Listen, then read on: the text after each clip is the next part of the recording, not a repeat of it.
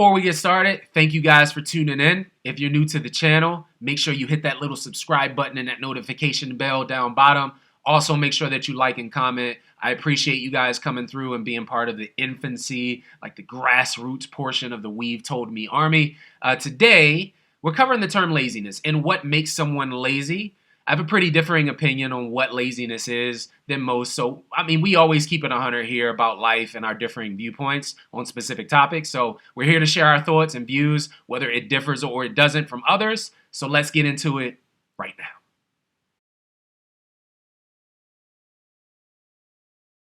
All right, guys. So first and foremost, I looked up the definition of laziness, and it's basically considered someone who's unwilling to work.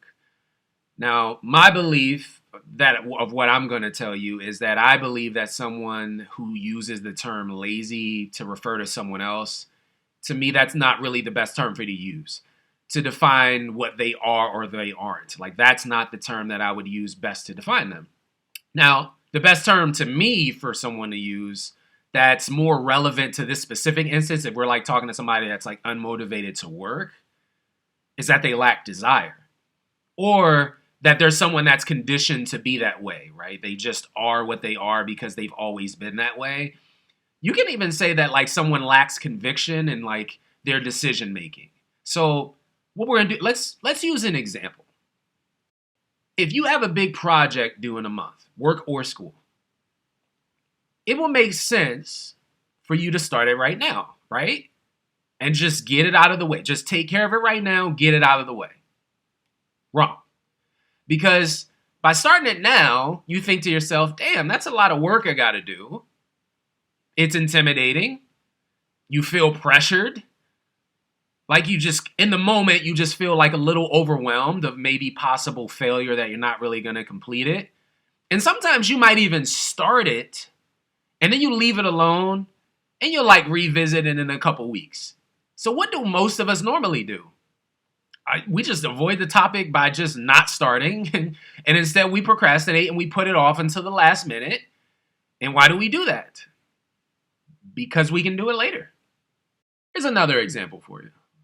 If you know, and I know a lot of people like this, if you know that, and we'll just use lunch as an example. If you know that making your lunch in the mornings before you leave for work always makes you late, like you're always, oh man, I'm running behind, now you're catching every red light. Now you're like, you know how that busy road is when you're heading to work.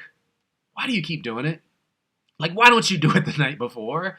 Is that because you're lazy? Nah, to me, it's because there are probably things that you experience throughout your life and your work experience that I may not, right? You may not be held accountable, right? You may not have to suffer any consequences from you showing up late. No one says anything to you. If you've been at that job for 5 years and no one ever says anything about your tardiness, then what's there to lose, right? You've never been reprimanded by a superior. Then you just don't care.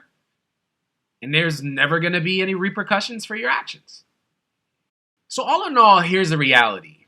Each time you push something off until next week, next month, next year, it only affects you and your desired outcome.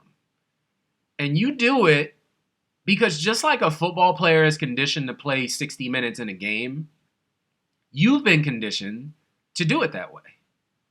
To wait on that project, to wait on that assignment, to just, I'll finish it tomorrow. And after years of always doing it the same exact way, or seeing others do it in society that way, or watching it on TV, or being told it can wait, that's just who you are now. You're conditioned to be that person now. Each of us has a desire about some things, right? And no desire about other things, things that don't bother us, that don't concern us. What you need to figure out is, will that desire, or lack thereof, leave you with regret 20 years from now? When you say, I really should have attacked this. Or I really should have done more in that position. I probably could have helped that person out, or I probably could have done a much better job. Are you going to complain when someone else got the A on the project you could have started because they started a month ago and you just started last night when you turned that assignment in because they put thought behind it? Or the person that got the promotion over you that you felt you deserved but remember you put in so much work, but all you really did was complain about it. Or you saw that launch project that you thought about 5 years ago, but you just saw it on an episode of Shark Tank last night and was like, damn, you have to decide for yourself. Whatever your views are or your opinions, let's share them. Let's build this community for us to be able to share and comment down below. I'd love to hear from you, whether you want to email or comment down below. But make sure in the meantime, you like and subscribe to the channel if you are new. I appreciate you taking that time to check us out today. Thank you guys for tuning in today. I love each and every single one of you. And as always, until next time, peace.